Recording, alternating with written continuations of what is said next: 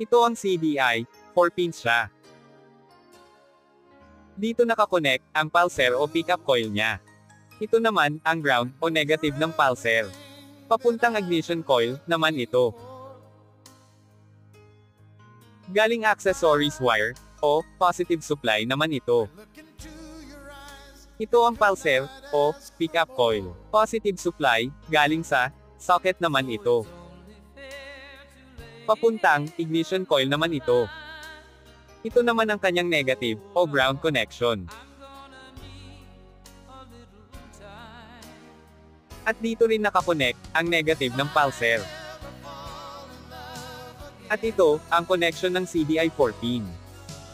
Wow!